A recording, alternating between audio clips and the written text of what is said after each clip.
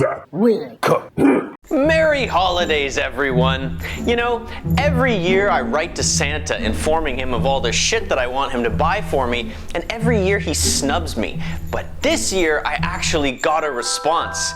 I'd like to read it to you.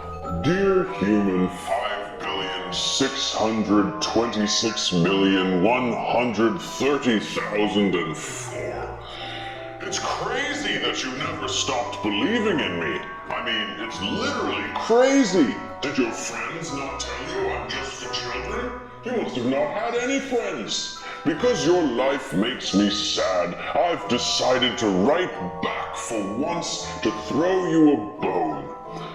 I won't lie, we've been experiencing some instability up here at the North Pole. My icefront property has been steadily receding, and Mrs. Claus left me. But it's all good.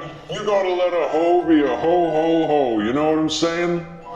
Also, the elves have been going on strike, giving me shit about livable wages and such, so I had to send in the goon squad to gently remind them that their ancestors had signed a contract known as Santa's Clause, in which they surrendered their life force to me in perpetuity. Ho ho ho! And you'll be happy to know that we just finished building a state-of-the-art surveillance workshop that I'm calling the Panopticlaws. Now those little bastards never truly know when they're being watched, neither when they're sleeping nor when they're awake. So they just end up policing each other. This has left me free to perfect my secret eggnog recipe, which I now pass on to you. Merry Christmas! Ho ho ho! Wow, Santa's complicated. All right, everyone, follow me to the eggnog.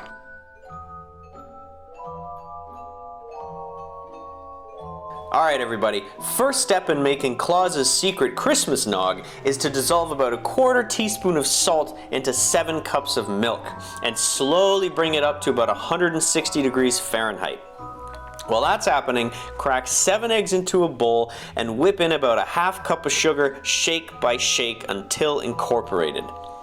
Next, toast your nog-specific spices in a skillet until fragrant. I'm using some mace that I crunched up, 1 meg's worth of nutmeg that was, alas, uncrunchable, a smattering of allspice, about a tablespoon's worth I think, and 2 cloves. Once your milk gets north of 160, you can start tempering your egg sugar mixture. Whisk your egg sugar slurry with one hand while pouring ladleful after ladleful of hot milk with the other. This will disperse the hot milk throughout the eggs gradually, bringing them up to temperature without shocking them and scrambling their little egg minds. After I mixed in about 1/3 to 1/2 of my potted hot milk into my eggs, I then poured the now tempered egg and sugar mixture back into the stovetop pot and then whisked vigorously. Before things get too crazy heat-wise, grind up your spices and set them aside.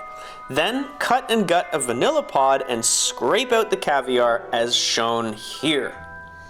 Add the vanilla seeds as well as the husk to the milk, followed by your grinded spices as well as some pumpkin spice mix that I had lying around from a previous video and some ground ginger. Whisk vigorously and keep an eye on the temperature.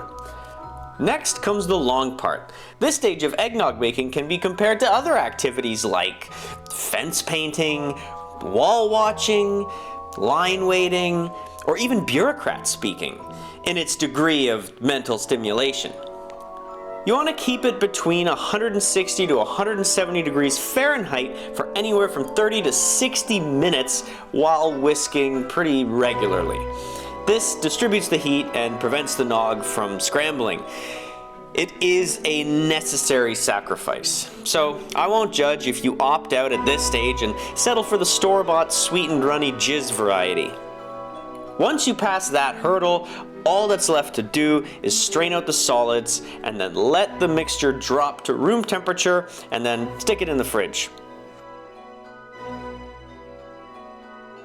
Once it's chilled for a few hours and up to overnight, you can pour it out and may finally taste of nog.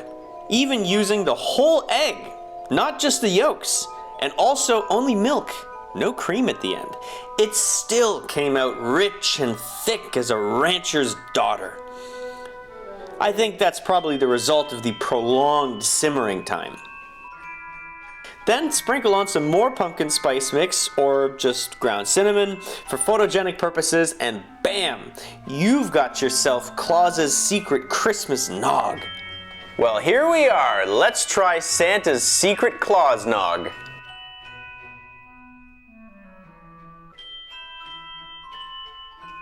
The Christmas spices are there. It's rich and it's creamy and it's pleasantly sweet.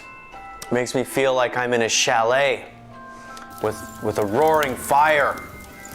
And Rudolph is there. He's using his freakish nose to roast chestnuts. And Mrs. Claus on a polar bear skin rug, jingling all the way. Merry day off work, everyone.